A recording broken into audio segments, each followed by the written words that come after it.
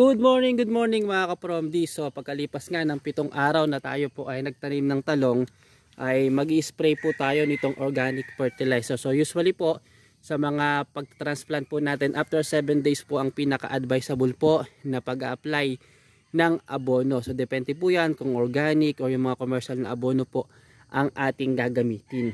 So ito po ay 3 Lizer fertilizer. So after 7 days po, 7 to 14 days, pwede po natin itong gamitin pang spray sa atin pong mga halaman. Kaya yan ay fruit bearing trees o yan po ay mga gulay. So ito po ay malaki po ang maitutulong sa ating pong mga halaman. At kagaya po nung sa iba't ibang mga organic fertilizer na mga inihalo po or mga commercial fertilizer na inihalo po sa tubig. So halos same instruction po siya, isang kutsara or sa kadalasang ginagawa po ng ating mga farmers sa takip po. Itong takip po ang ating nagiging basis, So sasalinan po natin itong isang takip po na ito. Katumbas po nito ay 16 liters po na tubig, 16 liters po na tubig na ihahalo po natin. So yung katumbas na timba, yung timba po ng pintura at yung mga ganito pong pang spray, kagaya nito ang kamukha ng sa palayan na stainless, at ngayon po uso na din yung mga plastic po na na pang spray. So pwede po tayong gumamit dito kung hindi pa naman ganun kalaki ang ating pong pantanim. Pero meron din po tayo dyang power sprayer pagka libo-libo na itong ating mga tanim. So yun po yung ating gagamitin, So haluan po natin isang takip sa 16 liters po na tubig. Then samahan nyo po ako mamaya sa atin pong gagawin na pag-spray. So ayan, medyo alog-alogin natin kasi na-stack siya. So 16 liters po na tubig. Yan, lagyan po natin ng isang takip lang, puno. Yun, okay na po yun, So ito po, may kaunting tubig na, lagyan na po natin para pwede po natin siyang alog-alogin lang po natin para medyo mahalo. Then lalagyan na po natin ng tubig, pupunuin po natin ng 16 liters. So sa pag-spray po natin mga ka-Promdi, yan.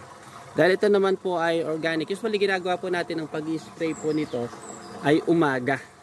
Yan. Maganda po, wala pa po yung araw, 6 to 7 AM, yan po yung ating oras na ginagawa ng pag-i-spray. At ang talagang ginagamit po natin na commercial po na pataba sa atin pong talong, ito kasi ngayon lang po muna natin gagawin, susubukan po natin dahil ito pong 3 Lizer po na ito, bigay lang po sa atin ng ating kasamang farmer at pinasubukan po sa atin dahil maganda daw. Pero usually ang ginagawa po natin sa talong, 7 days after transplant ay dinidiligan po natin ng urea. So yung isang lata ng sardinas o hanggat 1 kalahati, depende po yan sa itsura ng inyong talong kung siya po ba ay malusog na o sa tingin po ninyo ay mas nangangailangan pa ng karagdagang pataba. So ang ginagawa po natin ay hinahaluan po natin ng hanggat 1 kalahating lata ng sardinas dun din sa 16 liters po na tubig. Then yun po ang dinidilig po natin sa ating talong. Same naman after 7 days, ganun din, naghahalo naman tayo ng pinagmimix na natin dun yung complete fertilizer, yung triple 14, saka tig 1 lata sila ng urea. Then yung pang 3rd week niya,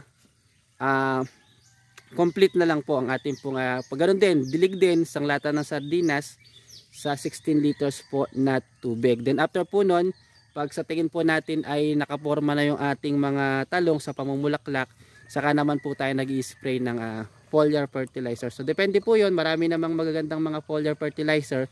So depende po sa inyong maging experience kung ano po ba yung maganda pong gamitin. And dahil napakarami po niyan sa market. Yan, so dilig na po tayo ng spray na.